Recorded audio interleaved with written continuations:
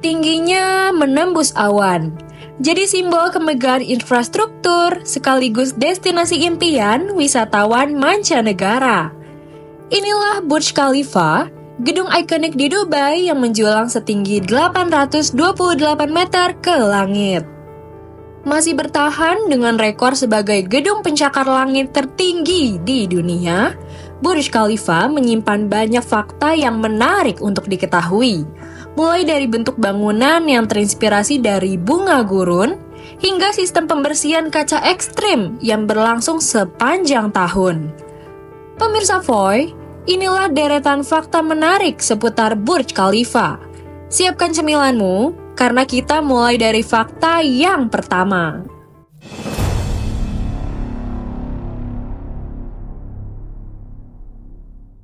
Burj Khalifa dirancang oleh Adrian Smith, seorang arsitek dari firma Skidmore, Owings & Merrill yang berbasis di Chicago. Uniknya, struktur bangunan ini terinspirasi dari bunga Hymenocallis atau lili gurun yang menjadi tanaman khas wilayah Timur Tengah. Pola simetris 3 kelopak dari bunga diterjemahkan ke dalam bentuk dasar bangunan yang menyerupai huruf Y. Struktur ini menggunakan sistem buttressed core yang cukup canggih, di mana terdapat 3 sayap mengelilingi inti pusat untuk menciptakan kestabilan terhadap tekanan angin kencang yang kerap terjadi di wilayah gurun. Tak hanya itu, gedung ini juga dirancang dengan bentuk spiral yang semakin ramping ke atas. Selain membuat bangunannya nampak unik, hal ini memiliki tujuan utama untuk memecah pusaran angin agar bangunan menjadi minim getaran. Desainnya yang kokoh sekaligus estetis ini menjadi standar arsitektur untuk gedung-gedung super tinggi, termasuk proyek Jeddah Tower di Arab Saudi yang juga dirancang oleh Adrian Smith dan mengadopsi prinsip serupa.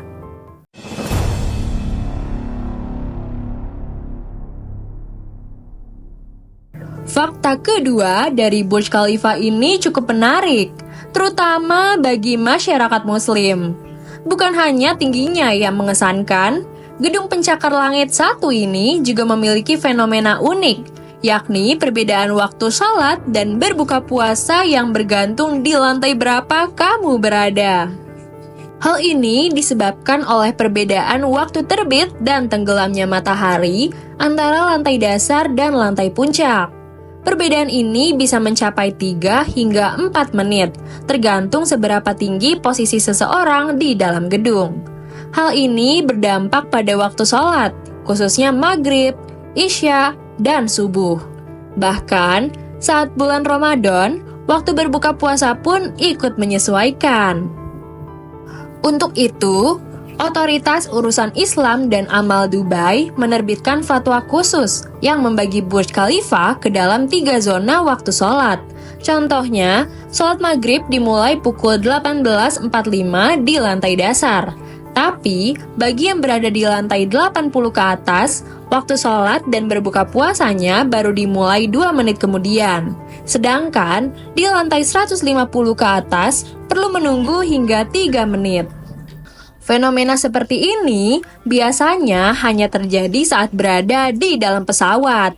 Namun, Burj Khalifa menjadi satu-satunya bangunan permanen di dunia yang secara resmi memiliki penyesuaian waktu ibadah berdasarkan ketinggian lantai. Wah, pemirsa Voy, pernah kebayang nggak sih sholat dengan waktu berbeda di satu gedung? Unik banget ya!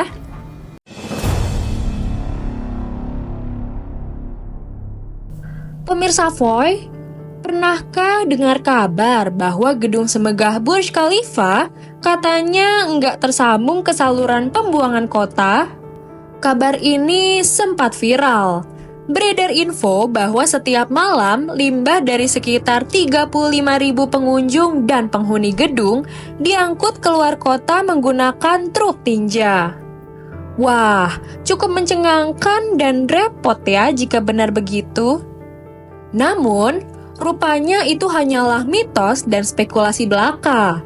Faktanya, Sistem sanitasi Burj Khalifa termasuk dalam kategori modern loh. Perusahaan teknik asal Jepang, Hitachi, terlibat langsung dalam pembangunan sistem pengolahan limbahnya. Air limbah, termasuk limbah toilet, diolah menggunakan teknologi membrane bioreactor atau MBR. Sebagian air yang sudah diolah ini bahkan dimanfaatkan kembali. Misalnya, untuk mengisi air mancur Dubai Fountain dan sebagai irigasi taman di sekitarnya. Lalu, dari mana ya asal mitos truk tinja di Burj Khalifa? Ternyata, cerita itu bermula dari video tahun 2009 yang memperlihatkan deretan truk tinja di area Dubai. Truk-truk tersebut sebenarnya mengangkut limbah dari kamp pekerja konstruksi di luar kota yang memang belum tersambung ke akses pipa pembuangan.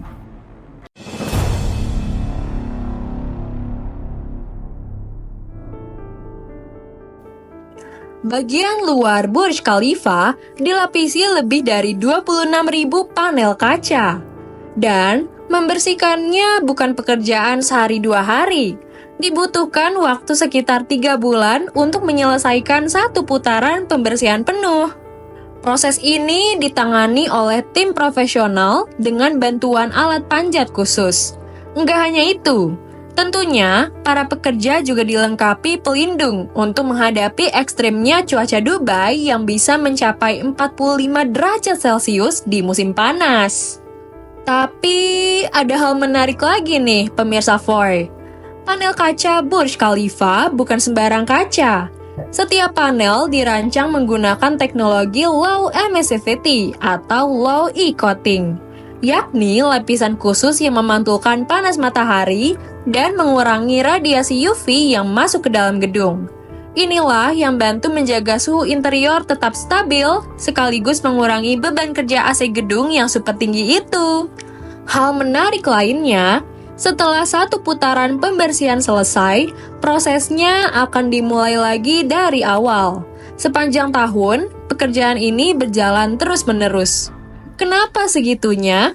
Karena bahkan satu tetes air yang mengering bisa meninggalkan noda mineral permanen di kaca reflektif. Bukan main ya, effort dan resiko para pekerjanya.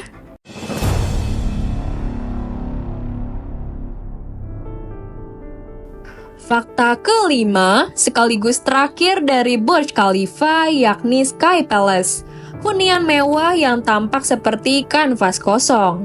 Di lantai 107 dan 108 Burj Khalifa, terdapat unit hunian super eksklusif yang dikenal sebagai Sky Palace.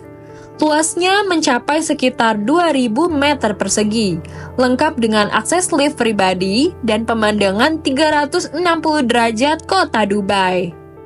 Sky Palace dijual dalam kondisi shell and core, artinya belum memiliki interior yang ditata. Pembeli diberi kebebasan penuh untuk merancang tata ruang, material, dan furniture yang sesuai impian mereka. Hal ini cukup umum dalam penjualan properti ultra luxury, apalagi dengan harga yang menyentuh sekitar 40 juta pound sterling atau lebih dari 800 miliar rupiah. Untuk membantu calon pembeli membayangkan potensi kemewahannya, pengembang dan agen properti menggunakan render visual berbasis AI. Gambar-gambar ini menampilkan konsep interior futuristik seperti ruang tamu berlangit-langit tinggi, kolam renang dalam ruangan, hingga fasilitas smart home dengan pencahayaan dramatis. Pada tahun 2020, Sky Palace dilaporkan pernah dibeli oleh investor asal Dubai, yakni Carl Haddad, dari tangan pendiri Emaar, Muhammad Al-Abar. Namun, properti ini kemudian kembali dilepas ke pasar. Kini, di tahun 2025, Sky Palace diumumkan dijual kembali dengan nilai fantastis yang masih mencerminkan status dan betapa eksklusifnya Burj Khalifa sebagai gedung tertinggi di dunia. Masih jadi misteri siapa yang akan menempati hunian super megah ini. Kalau pemirsa Foy punya 800 miliar, kira-kira tertarik nggak nih? So, itulah 5 fakta menarik seputar Burj Khalifa. Ikon pencakar langit yang rupanya selain megah, juga cukup menyimpan fakta yang mengesankan ya.